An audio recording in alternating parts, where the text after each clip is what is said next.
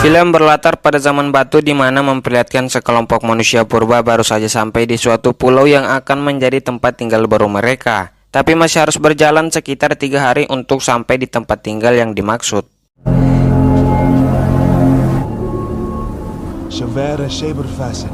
Di mana sebelumnya bangsa mereka selalu berpindah-pindah tempat sesuai musim. Maka dari itu Adem sebagai laki-laki yang kuat, pemberani, percaya diri, punya pemikiran sendiri, memilih untuk pisah ke barat mencari tempat tinggal baru yang lebih baik yang bisa menetap di situ selamanya.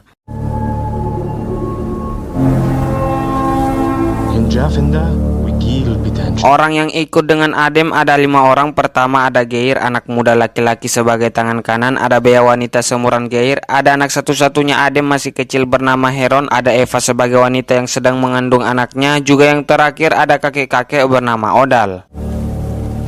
Olsa.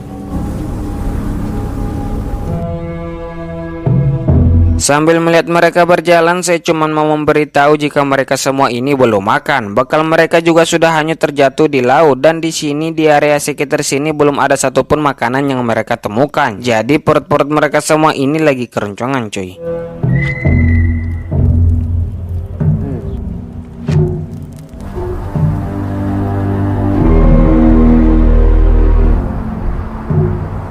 Seperti yang diketahui, selama di pulau mereka belum menemukan makanan. Tenaga mereka sudah mulai habis akibat kelaparan. Sudah berjalan selama 1 hari lebih lamanya. Maka dari itu, sebagai orang yang masih kuat, Adem dan Geir pergi berburu, sedangkan yang lain istirahat dan tinggal duduk manis saja.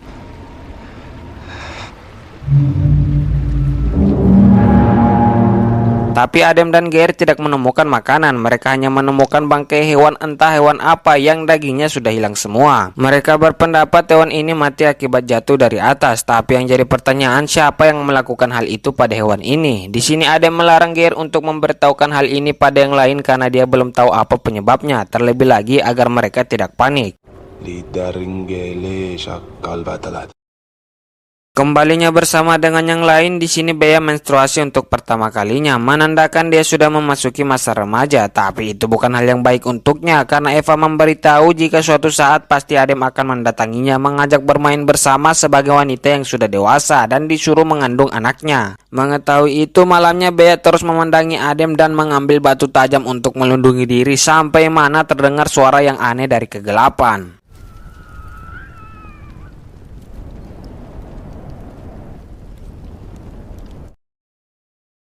Besoknya mereka lanjut berjalan di mana kabut tebal membuat pandangan mereka tidak jelas. Setelah kejadian kemarin yang menemukan bangkai hewan, Adem jadi was-was, semakin sensitif terhadap sesuatu. Terlebih lagi anaknya bercanda seolah-olah dia sedang menghilang. Tapi di situ anehnya dia sempat melihat sesuatu yang berlari ke arah kanannya, sedangkan Heron muncul dari arah kiri.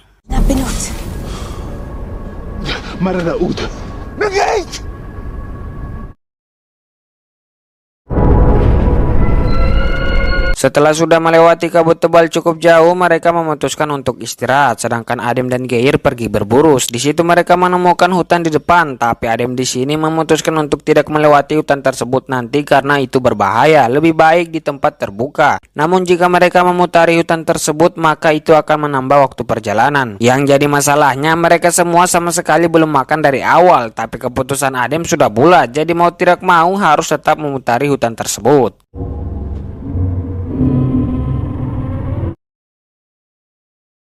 Kembali ke yang lain, tepatnya di malam hari, Ave yang hamil merasakan sakit yang begitu hebat di perutnya akibat perjalanan jauh yang sudah hampir 2 hari dan belum makan sama sekali.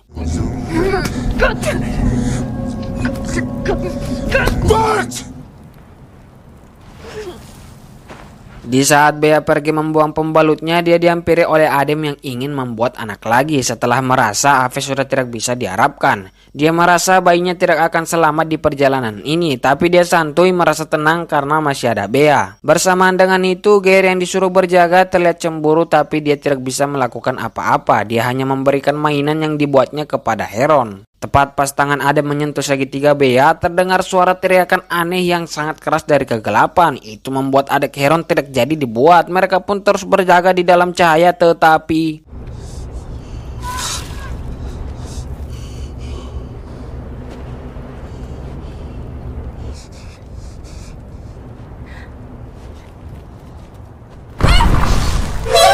Heron yang diambil oleh makhluk aneh tersebut membuat Adem sebagai ayah ingin pergi mencarinya. Tapi demi kebaikan bersama, Gear melarang Adem pergi karena ini malam hari, itu berbahaya. Terlebih lagi hanya Adem yang mereka harapkan. Mungkin jika Adem pergi bisa jadi mereka akan dibunuh oleh makhluk aneh tersebut atau Adem yang mati. Terus jika Adem mati, bagaimana cara mereka bertahan hidup, terutama Ave yang mengandung bayinya atau Bea? Gear sendiri tidak sanggup untuk bertanggung jawab. Maka dari itu jika ingin mencari Heron, alangkah baiknya tunggu sampai besok, tunggu sampai hari mulai terang. Cukup masuk akal. Mendengar itu dengan berat hati, Adem pun setuju dan menunggu sampai esok hari tiba.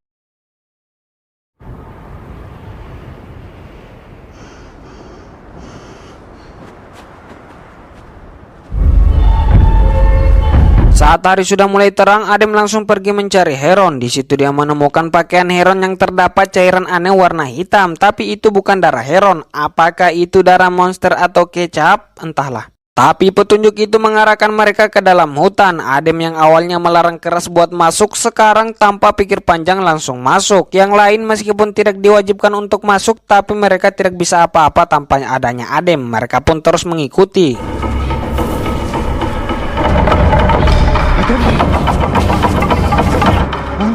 Gear memperingati Adem sebelum terlambat, sebelum mereka masuk jauh ke dalam hutan, jika mereka harus kembali karena hari sudah mau gelap. Tapi Adem yang masih yakin jika Heron masih hidup tidak mempedulikan saran itu.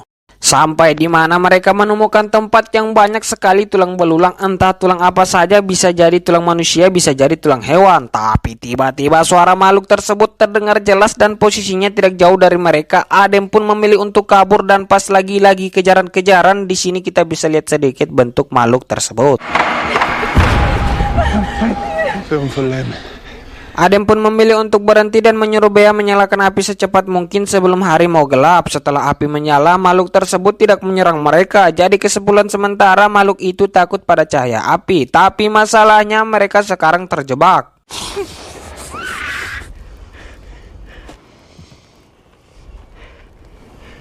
Dengan insting yang tajam, Adem mendengar baik-baik di mana suara makhluk tersebut dan langsung melemparkan tongkatnya. Merasa mungkin makhluk tersebut kena, dia pun dengan gagah beraninya langsung masuk ke dalam dan...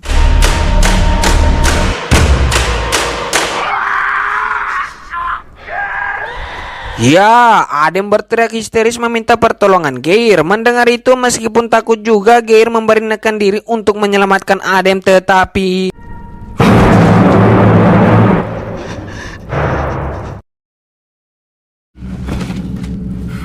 Ya, naasnya Adem ditemukan dengan kondisi yang sangat-sangat mengenaskan. Terlihat di situ mulutnya sudah dirobek tapi masih hidup. Lalu mereka menyuruh Gear buat menghentikan penderitaan Adem, tapi Gear tidak berani melakukan itu. Bea yang punya dendam menggunakan kesempatan ini untuk balas dendam.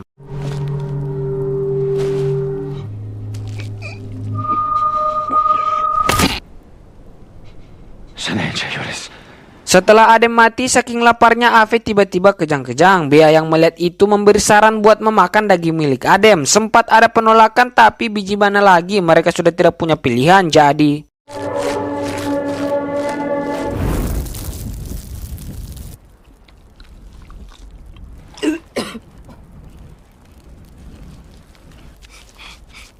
Tapi hanya Gearlah yang tidak memakan daging tersebut. Setelah itu mereka membahas langkah apa yang bagusnya mereka ambil sekarang. Di sini Odal berpendapat jika mereka telah memasuki wilayah monster, jadi jika ingin selamat maka mereka harus menawarinya sesuatu. Tapi Gear berpendapat jika mereka harus memburu makhluk tersebut. Mendengar itu, Bea pun bertanya bagaimana caranya. Bahkan Adem saja tidak bisa, apalagi kau. Dan mempunyai saran buat berlindung saja. Setelah itu Gear mengambil tongkat milik Adem dan berjaga sampai esok hari tiba.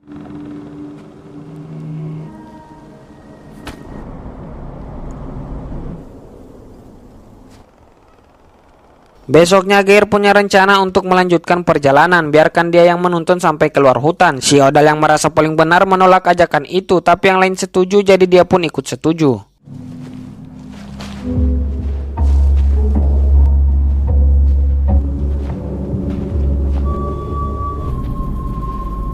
Tapi setelah berjam-jam mereka berjalan, justru kembali ke tempat semula. Rencana Gear tidak berhasil, sekarang rencana Odal. Dia bersama Ave mengambil paksa Bea buat dijadikan persembahan pada makhluk tersebut. Sedangkan Gear yang membela harus tidak sadarkan diri setelah Eva mendorongnya dan kepalanya terbentur keras di batu.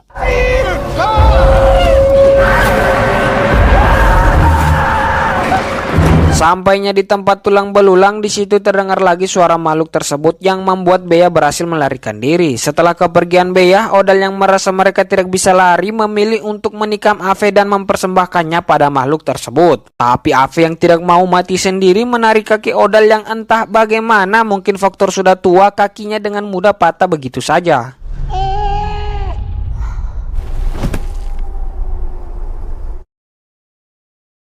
Singkat waktu di malam hari terlihat juga pemandangan aurora yang sangat indah di malam hari, tapi tidak bagi nasib Odal yang melihat mayat Ave ditarik oleh makhluk tersebut dan pasti sudahnya itu gilirannya. Besoknya Geir juga sudah sadar dan pergi mencari yang lain, tapi dia dikejutkan oleh Bea yang langsung menyuruhnya diam. Terlihat di situ ternyata Odal masih hidup, tapi makhluk tersebut ada tepat di depan matanya. Yang di sini kita juga diperlihatkan makhluk tersebut yang mirip dengan monster. Saking menakutkannya, Odal bahkan mati duluan sebelum di fatality.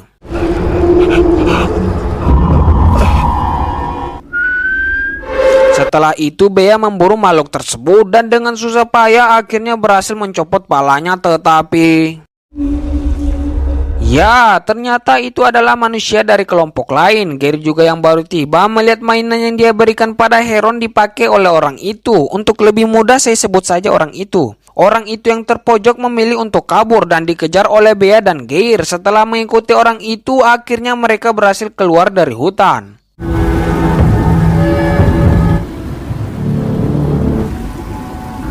Bea yang merasa orang itu adalah ancaman mengajak Geir untuk memburu orang itu dan merebut tempat tinggalnya. Tapi di sini Geir sudah tidak mau mengejar orang itu. Siapa tahu dia tidak sendiri. Terlebih lagi yang dikira monster ternyata sama-sama manusia. Bea pun menegaskan jika dia itu bukan manusia, dia adalah monster. Karena Bea melihat tadi malam orang itu mengambil mayat Eva entah dibuat apa. Apalagi pasti orang itu cepat atau lambat akan membunuh mereka berdua. Mendengar itu Geir pun setuju.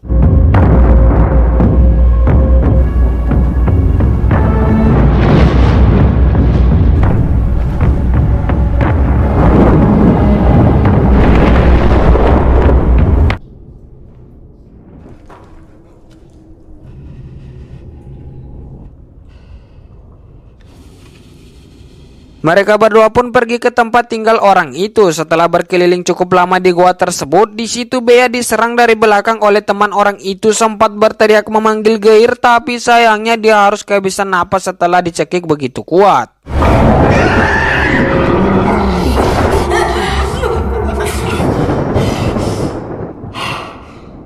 Aneh, entah mengapa teman orang itu tiba-tiba melukai dirinya sendiri yang membuat dia terluka parah dan itu juga membuat Bea sadarkan diri. Melihat teman orang itu yang tidak berdaya, dia menggunakan kesempatan itu untuk menghabisinya. Setelah Bea meninggalkan tempat itu, Geir kemudian datang dan melihat teman orang itu yang masih hidup dan masih bisa diselamatkan. Tapi Geir yang sudah menganggap orang itu adalah monster membunuhnya saat itu juga.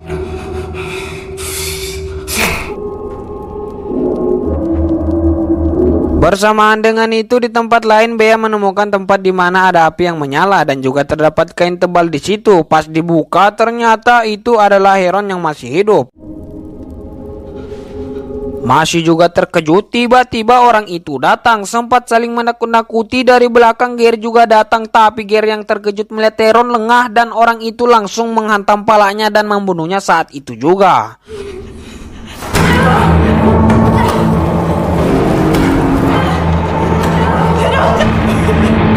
Melihat itu Bea dan Heron pun kabur dan sebelum itu sempat membakar gua tersebut. Setelah mereka berdua berhasil keluar, orang itu juga menyusul tapi badannya tersangkut lalu meminta pertolongan kepada Heron. Yang terlihat di sini Heron dan orang itu seperti dekat. Heron pun membantu orang itu tapi Bea malah menghantam kepalanya yang membuat dia mati saat itu juga. Pada tut.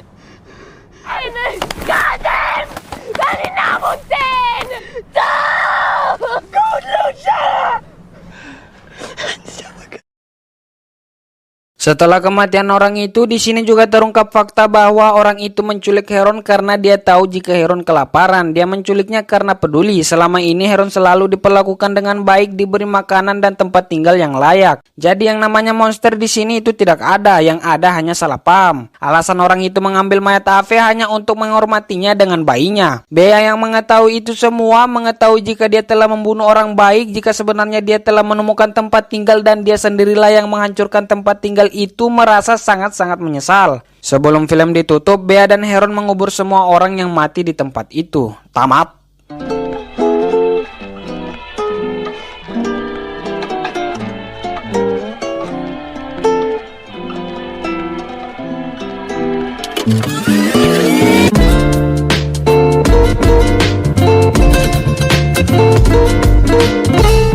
Sedikit penjelasan, orang yang membunuh hewan dan Adem Gear temukan di awal itu ulas si orang itu dan temannya. Pasti daging itu juga yang mereka makan bersama Heron. Dari awal juga seorang itu memang sudah mengawasi Adem dan kelompoknya. Sadar jika mereka kelaparan, dia menculik salah satu dari mereka yaitu Heron buat diselamatkan, tapi disitulah awal terjadinya masalah ini. Dan jika Anda bertanya siapa pelaku yang membunuh Adem, jawabannya adalah orang itu. Karena di antara dia dan temannya yang paling brutal adalah dia, dibuktikan saat dia membunuh Gear. Sedangkan temannya berhadapan dengan Bea saja, dia hanya mencekiknya, itu pun tidak mati, dan setelahnya merasa bersalah lalu melukai dirinya sendiri. Dan untuk si kakek Odal di situ juga tidak pasti dia mati atau pingsan, tapi yang paling pasti dia akan mati karena kelaparan. Bisa jadi juga selamat jika Ultraman datang menolongnya. Dan saya juga mau membahas tentang si Gear. Dia ini orang yang paling baik di antara kelompoknya. Dia terpaksa membunuh teman seorang itu karena tidak punya pilihan lain. Di situ situasinya dia mengira jika dia tidak membunuh teman seorang itu maka dia yang dibunuh. Jadi intinya semua masalah ini terjadi karena hanya kesalahpahaman. Pesan yang bisa kita ambil dari sini adalah jangan terlalu cepat menilai seseorang. Jika bertemu orang baru, jangan terlalu cepat menyimpulkan jika orang ini jahat atau sombong. Karena bisa jadi orang yang mungkin Anda kira sombong lagi nahan berak, malas bicara ya kan? Atau orang yang Anda kira jahat mungkin mukanya memang terlihat menakutkan, terlihat seperti orang jahat, tapi sebenarnya hatinya sangat-sangat baik, sangat lembut seperti kamu. Oke teman-teman, terima kasih yang sudah nonton sampai habis. Jika masih ada kurang paham bisa di komen. Mungkin ini saja. Assalamualaikum.